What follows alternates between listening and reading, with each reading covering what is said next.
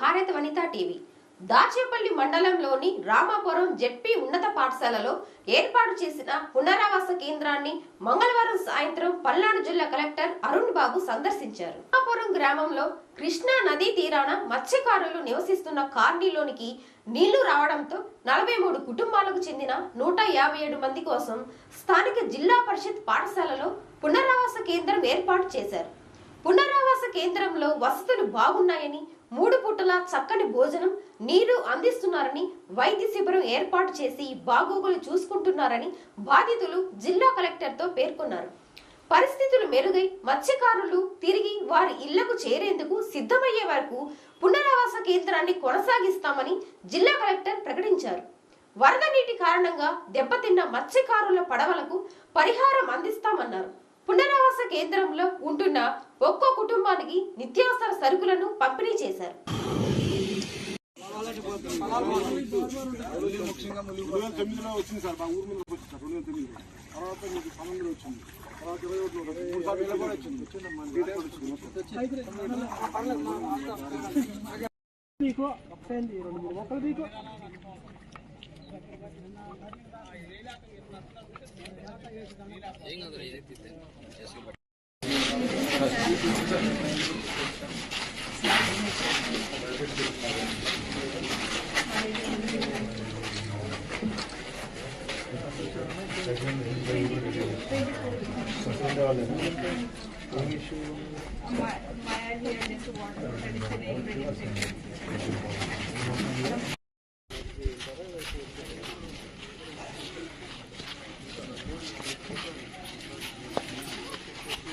Sir నా మాట నాకు పంపిస్తావు సార్.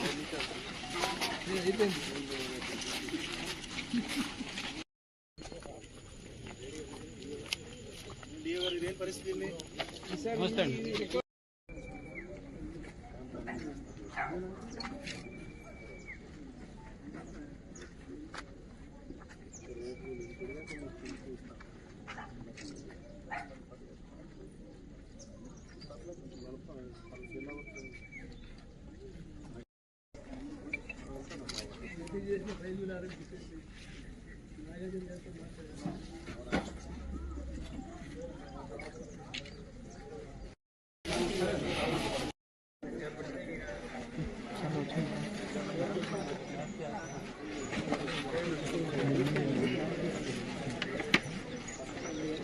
క్యాంప్లో వచ్చి ఉన్నారు కదా, మీ ఇళ్ళలోకి నీళ్ళు వచ్చినాయి కాబట్టి రేపు వెళ్ళినా కూడా వంట చేసుకోవాలని సరుకులు తెచ్చిపెట్టారు.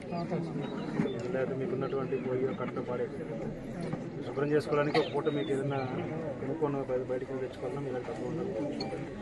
గవర్నమెంట్ ఏం చేస్తుంటే బాధితుల ఇబ్బంది బజారాలకి 20 కేజీలు కేజీ ఉల్లిపాయలు, కేజీ కందిపప్పు, బంగాళదుంపలు ఉచితంగా ఇస్తుంది.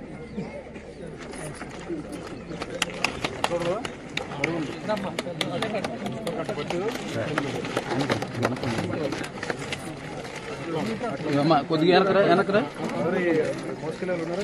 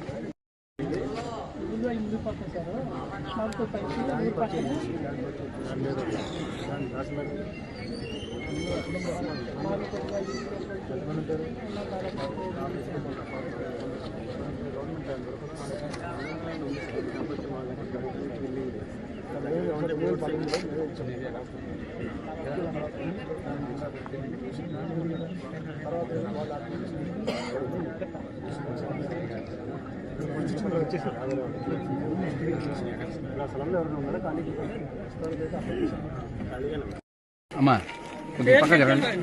నువ్వు వెళ్ళమ్మా, నువ్వు వెళ్ళు.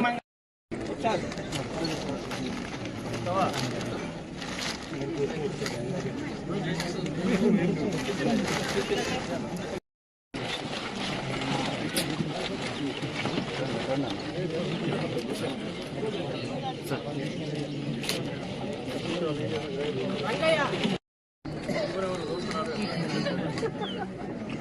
ఓకే ఇందాక ఇచ్చారు ఇచ్చారు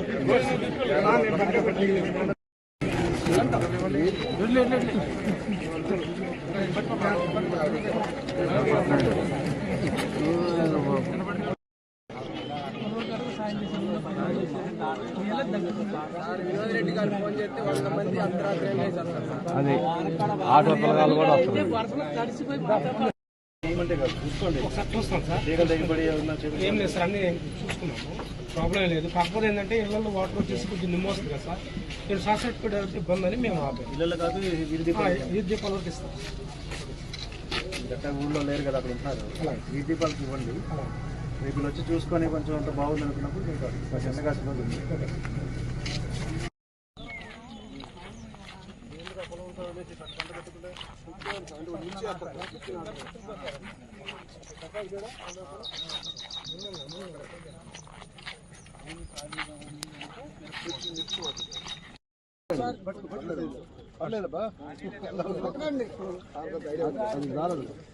అంటే మూసి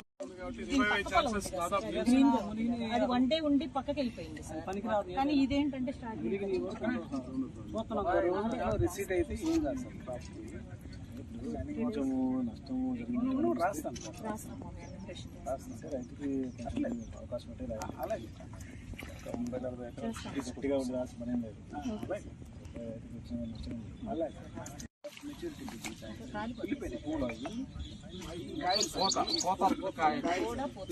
గత 4-5 రోజులుగా మన జిల్లాలో వచ్చినటువంటి భారీ వర్షాలు అయితేనేమి సుమారుగా ఒక్కరోజు 24 అవర్స్లోనే మనకి 3,800 mm మన జిల్లాలో వచ్చింది. సో ఆల్మోస్ట్ అన్ని మండలాల్లో 100 సెంటీమీటర్ పైనే 100 మిల్లీమీటర్ పైనే మనకి వర్షం వచ్చింది. కొన్ని ప్రాంతాలు అయితే మరి 150-180 మిల్లీమీటర్ వరకు కూడా వర్షం వచ్చింది. సో దీంతో పాటు అదనంగా మనకి పైన ప్రాంతాల్లో అంటే తెలంగాణ ప్రాంతంలో కురిసిన వర్షాల వల్ల కానీ, మూసీ నది కానీ, పులిచింతలలో స్టోరేజ్కి వెనక్కి రావడం కానీ, ఇలా వీటి కారణాల వల్ల కృష్ణా నది చాలా ఉధృతంగా ప్రవహించడం జరిగింది. ఈ 2 కారణాల చేత జిల్లాలో చాలా చోట్ల పంట మునకకి గురైంది. ముఖ్యంగా ఈ విలేజ్లో, ఎప్పుడు నది ఒడ్డున ఉండే విలేజ్ ఇది, ఈ విలేజ్లో ఎప్పుడు వరద వచ్చినా, కొద్దిపాటి వరద వచ్చినా కూడా పంట పొలాల్లోకి నీళ్ళు వస్తూ ఉంటాయని చెప్పేసి చెప్పారు. సో ఇక్కడ అందరూ ఇవాళ ఎక్స్ప్రెస్ చేసింది ఏంటంటే దీనికి ఒక శాశ్వత పరిష్కారం ఒకటి మనం ఇవ్వగలిగితే బాగుంటుంది అనేది అందరూ వర్షం.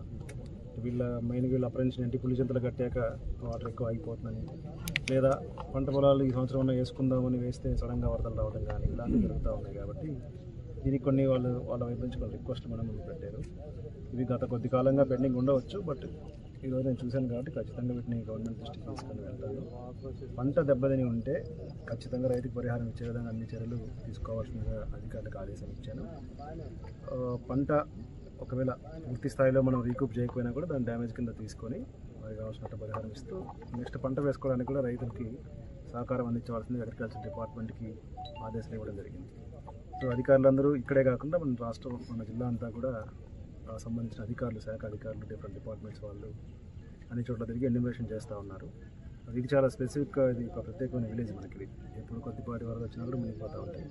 ఇక్కడ చూస్తే చాలామంది రైతులు వాళ్ళ ఆవేదన చెప్తా ఉన్నారు. అంటే పంటలు వేయడానికి కూడా వదిలేసి ఇంకా బీడుగా వదిలేయటమో లేకపోతే ముళ్ళ కంపులు వదిలేయటమో చేస్తూ ఉన్నారు. కాబట్టి దీనికి ఒక శాశ్వత పరిష్కారం తీసుకొస్తేనే బాగుంటుంది అనేది నేను గవర్నమెంట్కి నివేదిక ఇస్తాను.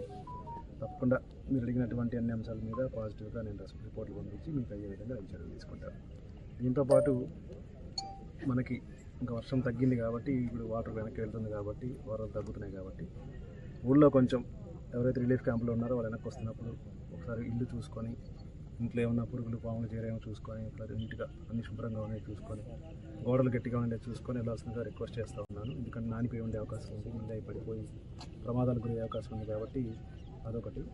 అట్లాగే అన్ని డిపార్ట్మెంట్లు, మెడికల్ హెల్త్ కానీ, శానిటేషన్ కానీ, పంచాయతీరాజ్ డిపార్ట్మెంట్ కానీ వీళ్ళందరూ కూడా విలేజ్లో శానిటేషన్ యాక్టివిటీస్ చెకప్ చేయడం, ఈ వరదల వల్ల, వర్షాల వల్ల నిలబడిపోయిన నీళ్ళ వల్ల కొన్ని ఆరోగ్య సమస్యలు వచ్చే అవకాశం ఉంది కాబట్టి ముందు జాగ్రత్తలు తీసుకోవాల్సిందిగా మెడికల్ హెల్త్ డిపార్ట్మెంట్కి చెప్పడం జరిగింది. ప్రస్తుతానికైతే జిల్లాలో వరద పరిస్థితి కంట్రోల్లో ఉంది. వీటితో పాటు అచ్చంపేట, అమరావతి ప్రాంతాల్లో కూడా మనకి ఎక్కువ వరద రావడం జరిగింది. రిలీఫ్ క్యాంపులో ఉన్నటువంటి వాళ్ళకి పూర్తి స్థాయిగా అందరికీ సంతృప్తికరమైనటువంటి సౌకర్యాలు ఇస్తున్నాము. వాళ్ళ ఎప్పుడైతే వాళ్ళు ఇంకా రిలీఫ్ క్యాంప్ వెనక్కి వస్తామో అనుకున్నామో అంతవరకు రిలీఫ్ క్యాంప్ పెట్టి వారికి అన్ని భోజన సౌకర్యాలు చూపిస్తాము.